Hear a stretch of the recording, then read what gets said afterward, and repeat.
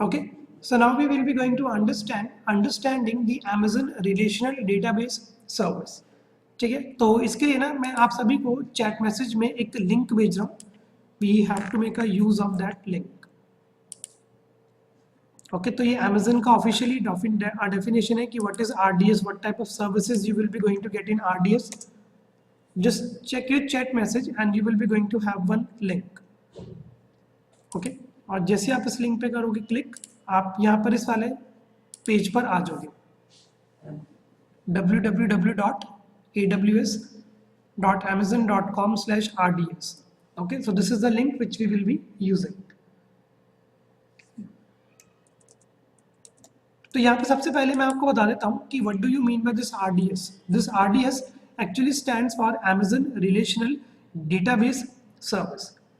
तो in order to make a use of database service, आप यहाँ पर Amazon RDS की सर्विसेज को यूज कर सकते हो. जैसे आप लोगों ने भी S3 की सर्विस यूज करके देखी होगी. ओके, S3 की सर्विसेज हम यूज कर लेते हैं अपने ऑब्जेक्ट्स की इंफॉर्मेशन सेव कराने के लिए, जहाँ पर हम बकेट बना सकते हैं और उस बकेट के अंदर हम ऑब्जेक्ट सेव करा सकते हैं. Same we can make a use of this RDS services in order to work with our databases. तो थोड़ा डिटेल में मैं आपको बताता हूँ कि Amazon actually RDS है क्या. It makes it easy to set up, operate and scale a relational database in the cloud. Okay, it provides you cost efficient and resizable capacity with automating time consuming administration tasks such as hardware provisioning, database setup, patching and backups. एक common example मैं आपको बताऊं कि latest से अगर आप लोग कोई डॉटनेट यूज कर रहे हैं, तो डॉटनेट में आप सपोज करो कि आपको MySQL कनेक्टिविटी लेनी है. बच्चा वहीं पे कंफ्यूज है कि वो Oracle का MySQL डाउनलोड करे या MySQL की exe फाइल डाउनलोड करे. दोनों के वो इनबिल्ट होता है SQL, इनबिल्ट उसके अंदर होता है SQL, MySQL नहीं होता.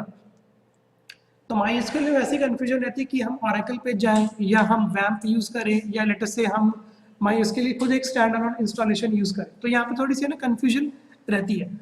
तो बट अगर आप ये Amazon RDS को यूज करते हो तो आपको ना हार्डवेयर प्रोविजनिंग की टेंशन लेने की नीड नहीं है कि क्या क्या मिनिमम कॉन्फ़िगरेशन रहनी चाहिए, कितना GB रैम रहनी चाहिए, ऐसा आपको कोई भी टेंशन लेने की नीड नहीं है. It frees you to focus on your application so you can give them fast performance, high availability, security and compatibility they need. Okay, so Amazon RDS is available on several database instance type, optimized for memory performance or input-output operations, and provide you with 6 familiar database engine to choose from. अब देखो कि कौन कौन से databases की services RDS आपको provide कराता है. You can make a use of Amazon Aurora. Okay, ये Aurora होता है एक database का ही type है. This you will be going to understand. ठीक है, इसको बच्चे अरोड़ा भी बोलते हैं बट ये ऑरोरा ही होता है. Okay, then you will be going to have this PostgreSQL, then you will be have MySQL, MariaDB, Oracle database and SQL server. ये 6 कॉमन डेटाबेसेस हैं और आपको इन 6 पे ही काम करना आना चाहिए. ये कंपनी की रिक्वायरमेंट कुछ भी हो सकती है. As a solution architect they will be going to tell कि यार मेरे को PostgreSQL चाहिए, मेरे को Oracle डेटाबेस चाहिए. ओके, तो यू शुड बी अवेयर कि how to setup these services. Okay, और अगर कोई सर्विसेज आपसे मांगता है तो ये सर्विसेज आप किस तरीके से दूसरे पर्सन को प्रोवाइड करा सकते हो. ओके, तो moreover you can also use the Amazon web service database migration service to easily migrate और replace your existing databases to Amazon RDS. Okay, तो लेट से अगर आप कल को कोई Oracle सर्वर या SQL सर्वर यूज कर रहे थे तो वहां से भी आप डायरेक्टली माइग्रेट करा सकते हो अपने डेटाबेस को. कहाँ पर? Amazon RDS में. तो अगर आप नीचे की तरफ स्क्रॉल करो तो ये सारे RDBS के डेटाबेस इंजन्स हैं. Amazon Aurora, PostgreSQL, MySQL, MariaDB, Oracle and SQL Server. Moreover, you will be going to get some benefits. कि benefits क्या क्या है? Easy to administrator या let's say easy to administer. My means you can simply specify कि who will be going to use my database and who will not going to use my database. इसके लिए you can make a use of some API calls. इसके अंदर हम use करेंगे कुछ APIs का.